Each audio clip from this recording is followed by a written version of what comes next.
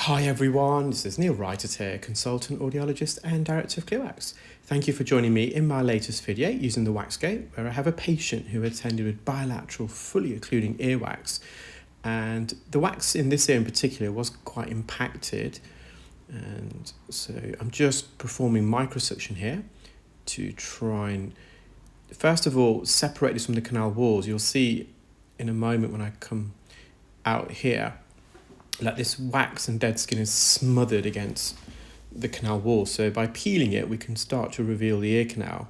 And once we reveal the ear canal, it just gives me a better idea of the anatomy of the patient's ear canal. The last thing I want to do is poke and prod with the suction probe, not really knowing where the patient's ear canal is.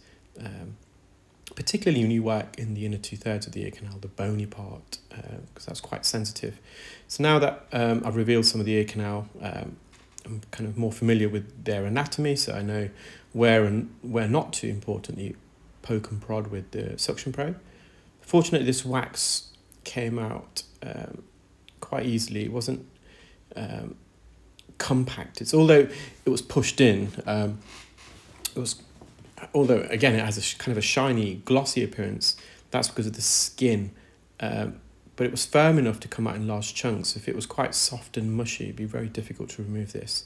So the eardrum has revealed itself. I can see some of it. You can probably see it yourself. Around 10 o'clock, there's a blue tinge there, so that's the eardrum. And you can see another large piece came out. So it's quite dark, so we know it's been there for a while. So there's some now wax in both the inferior recess, where I'm going now, and in a moment we're going to remove it from the anterior recess. So to the left hand side you'll see the canal wall, and as it approaches the eardrum it narrows and then it widens again, so it creates a recess, and quite often you can get wax trapped in there. So I think I'm going to revert to the 17 gauge suction probe here because we're working quite close to the eardrum. I'm just trying to get a slightly better angle so we can look into that recess, and you'll be surprised by how much wax comes away when I do retrieve this. It'll give you an idea of how wide that opening is. So I managed to extract that. We're just going to mop around the edge of the ear canal now. So there's a bit of, because the wax, although it wasn't fully soft, I think they had used some drops before, so there's a bit of staining on the canal wall. That's fine. A bit of wax, and again, it's really important to stress, a bit of wax is good for us. It's there for a purpose. Our ears produce wax, and we all produce wax. In moderation it's fine, but obviously when it's excessive and it's causing an occlusion and preventing sound from travelling through towards the eardrum, then it becomes problematic. But a bit of wax is good, it's healthy. This patient has to attend every year, so they've been coming for the last 7-8 years now, almost like clockwork. So just going to get the eardrum in focus. There's just a bit of wax at the top because it was more of a solid piece and it was not smeared against the canal wall. So I'm just going to try and remove this. So just get that in focus. And again, I'm using the 17 gauge. I'm just going to peel this away.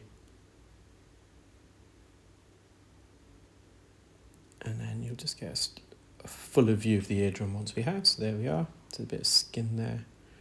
So just going to get the eardrum back in focus. All looks fine. So we're going to move on to their right ear. So I think they used a bit more drops on this side. It's a bit softer and wetter. But again, it wasn't much of an issue in removing it. So I'm just going to the back. I can see some of the canal wall you see at the back. So if I can get some of the wax out from that region, I'll expose a bit more of the canal wall. It's kind of about painting a picture, because all of our ear canals are different shapes and sizes. We've got bends and twists. It's when you're removing wax, you want to be able to know exactly where you're navigating, and that's part of the reason why an endoscope is so good, because with an endoscope the lens is inside the ear, you get a wide field of view, so you probably have a better, well, not probably, you do have a better appreciation of the anatomy with an endoscope. Problem with an endoscope is that a lot of people do struggle to use it, hence why we've developed the WAXscope. So if people or specialists are not able to use an endoscope, they quite often revert to low-level magnification head loops, which, if the wax is in the outer third or outer half, they're pretty good, but for deeper wax, it's a lot more tricky. For example, that wax I removed from the inferior and anterior recess in the patient's left, it would be very difficult with head loops. So got a nice healthy eardrum. Yeah, there's a bit of wax smeared across the edge, but that's fine.